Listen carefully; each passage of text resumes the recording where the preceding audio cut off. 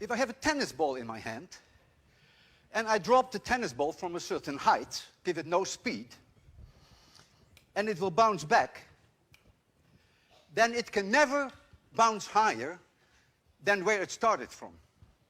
If it did, then we physicists would say that is a gross violation of the conservation of energy, and that is the holiest of all laws in physics.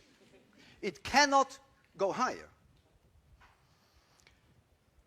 Suppose the object has a mass m and is a distance h from the floor. Here's the floor, here's the object, h. We associate with the position of that object an energy that has a name. We call that potential energy. And that potential energy is mgh. You already know what g is. Well, h is this distance in meters. So when the object is here on the floor, h is 0. So there is no potential energy. As the object goes down, it picks up speed. And we associate with speed energy, which we call kinetic energy. And the kinetic energy of an object with mass m is 1/2 mv squared. M is the mass, and v is the speed of that object. If the object goes down and it hits the floor, then the potential energy is 0, and all that energy is now converted to kinetic energy. Because energy, we believe, is conserved. Now when it hits the floor, some of that kinetic energy may be converted into heat because of the compression. If it were a tennis ball, that would certainly happen. So in other words, when it bounces back, the total energy is no longer the full mgh, but is a little less, and so it won't bounce as high. But there is no way that it could come up higher than h. Suppose it could come after one bounce up here. Well, that would solve the world energy problem.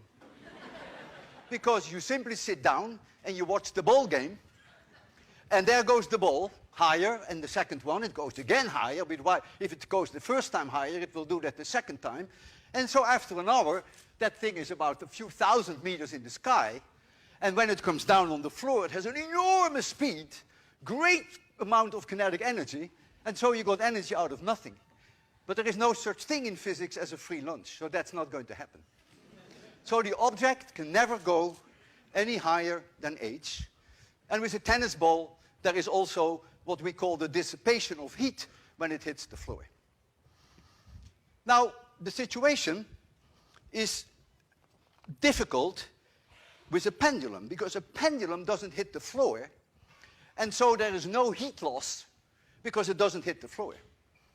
So if you bring a pendulum at a certain distance above the ground, like this, and you let it swing, when it comes back here, it is almost exactly at that same height. Cannot be higher. That would be a violation of the conservation of energy. But since the air drag is so small, there is almost no damping. And in fact, when you saw the demonstration I just did, you may have noticed that you really didn't see this. It really kept going and it kept going. As long as you realize that if I release it from a certain location with 0 speed, it can never, when it comes back, be higher than that location. This whole idea is behind demolishing buildings. With a building demolishing, you take a huge mass, you lift it up over a distance h, and then you put your target, which is your house, or whatever it is, right at the bottom, when all this potential energy is being converted to kinetic energy, and so this object is hit with an enormous amount of energy, at high speed, and you demolish thereby the wall. Here we have a glass plate. You better go out of the way, because this is a dangerous experiment. It's a glass wall. So if I bring this object exactly at that glass wall, and if I'm clever enough to let it go with 0 speed, it could not break that glass.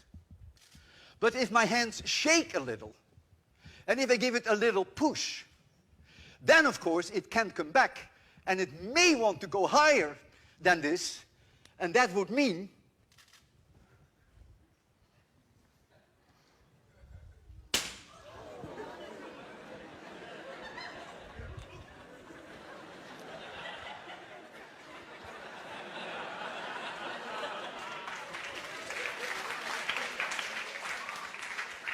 I know you guys. Students love it when the glass breaks.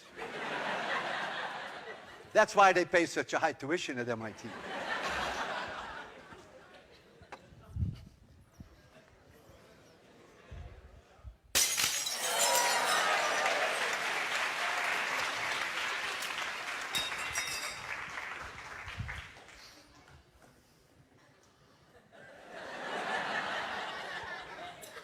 That's okay, just take that off.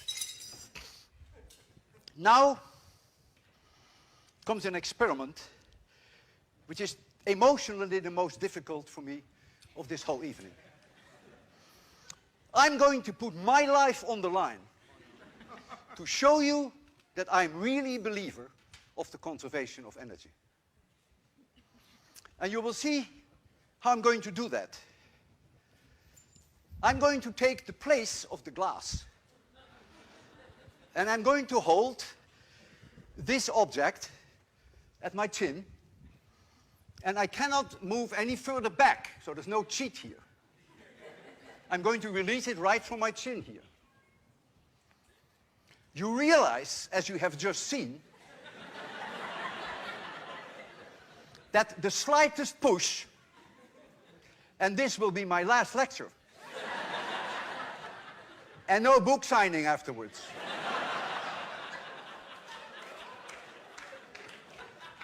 So I need your collaboration. When I count down from 3 to 0, no noise, no coughing, and I would even appreciate it if for those 3 seconds you would not even breathe. And I have to tell you something. I couldn't sleep all night. I'm going to close my eyes. I don't want to see it. And I'm going to count down from 3 to 0.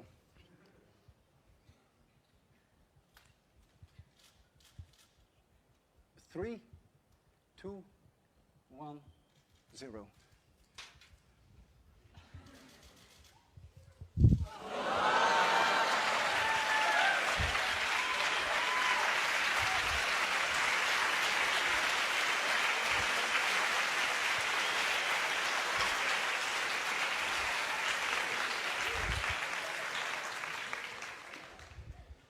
I normally, after this demonstration, tell the class, physics works and I'm still alive.